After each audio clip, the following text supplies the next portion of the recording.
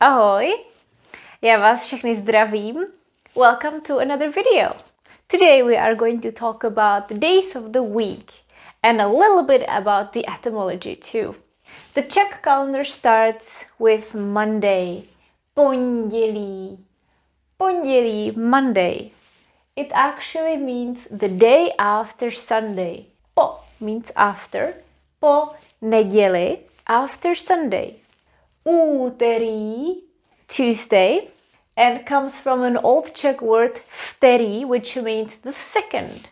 Úterý, the second day. Středa, Wednesday, comes from the word střed, which is the center.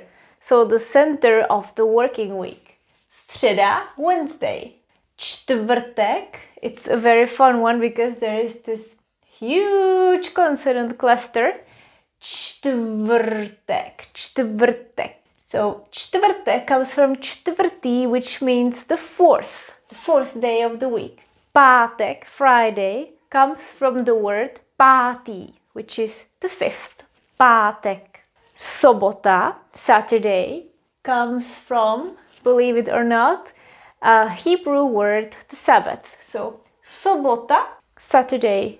And the most fun day is neděle.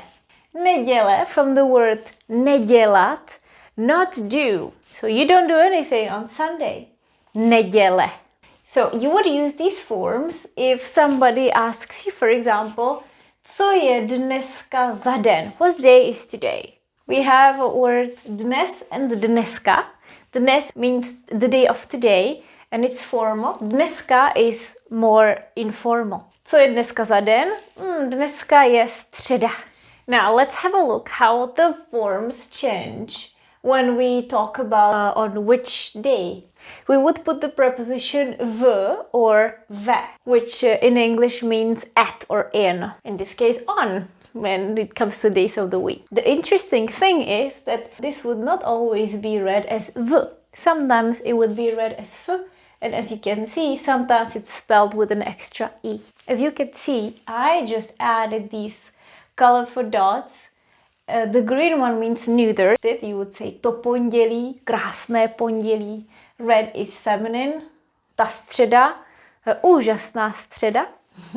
And the blue one goes for masculine. So čtvrtek, dlouhý čtvrtek. Now you can see that the accusative changes only for feminine nouns when it comes to the inanimate nouns. So you could see the feminine nouns would change středa, ve středu, sobota, v sobotu, neděle, v neděli, following the rules for the accusative. I'm going to briefly tell you why we read these three different ways. Here we actually hear f. Now I'm going to read these for you and try to listen where you hear the sound f, where you hear the sound v, and where you hear ve.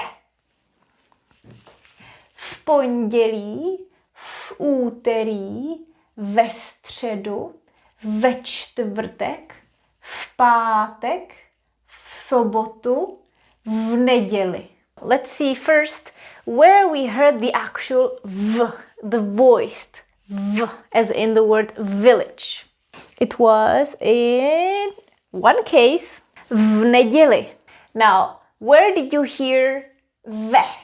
That's actually easy because it's spelled the same way. So it's here, ve. Ve středu, ve čtvrtek.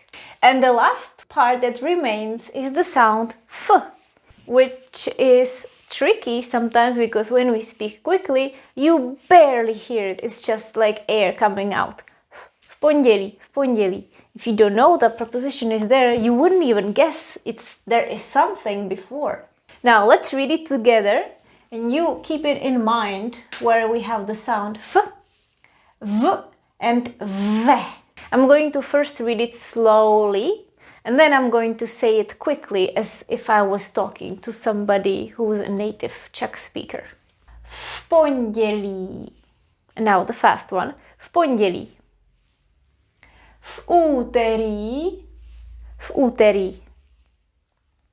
Ve středu.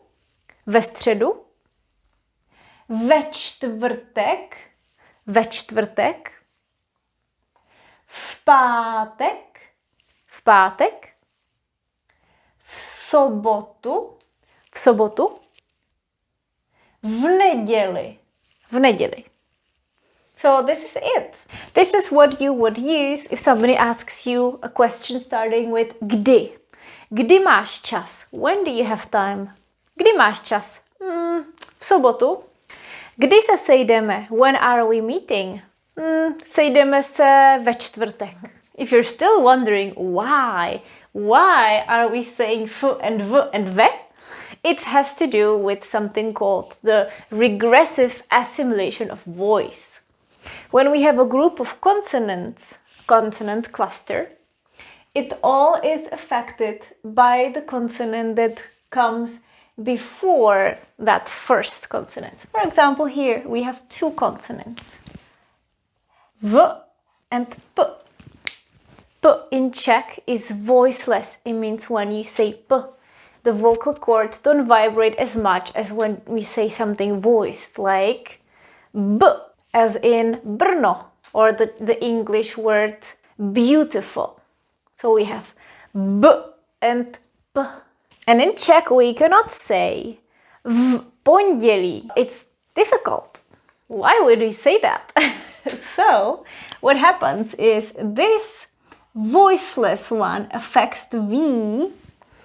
V is voiced and its counterpart would be f. We have something called paired consonants.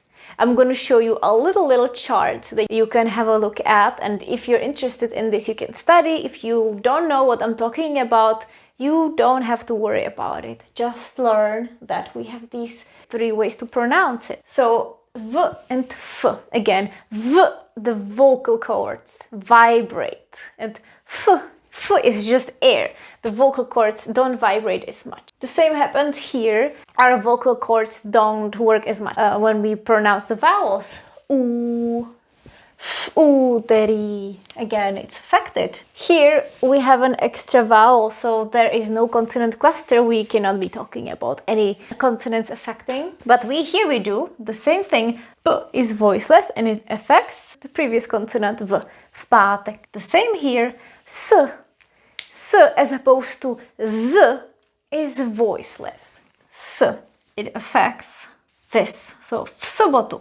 And here n is voiced. Well, it doesn't affect here the previous letter because v is also voiced, so they are both voiced. So remember, voiceless and voiced consonants rarely are together.